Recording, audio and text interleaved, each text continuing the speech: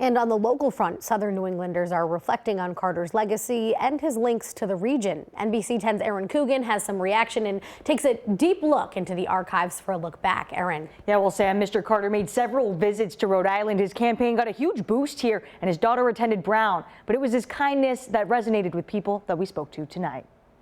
His complete life was dedicated to the people of the United States. More than 40 years since his time in office, the legacy of President Jimmy Carter lives on. He was such a great guy. The example he set us for us as what we should be as citizens and as Americans is something that I hope none of us will ever forget.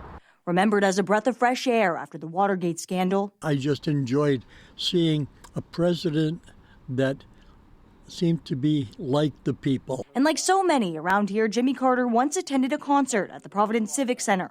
Early in his presidential campaign in 1975, Carter met with the Allman Brothers Band in their dressing room, then went on stage. His brief speech raised over $60,000 before he was well known. Then a year into his presidency, he flew into TF Green. It wouldn't be the only Ocean State visit he'd make in '78. He also attended a rally for then Rhode Island Senator Claiborne Pell at the Cranston Hilton Hotel. And in 1979, he attended the Coalition of Northeastern Governors Energy Summit at the Biltmore in Providence. All of this ahead of his daughter Amy choosing Brown University as her choice for higher education. Amy was an activist student protesting for several causes.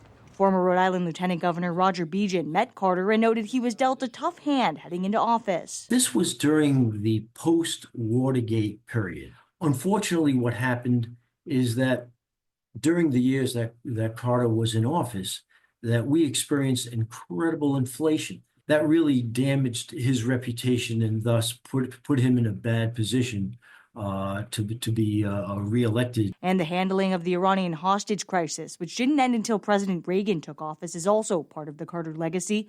He put his hands to work and his heart with God during the decades after his presidency, teaching Sunday school in Plains and building houses for Habitat for Humanity. Recently you saw him, I think, a couple of years ago, and he was still banging nails at 90-some-odd years old. So, I think that should be his legacy.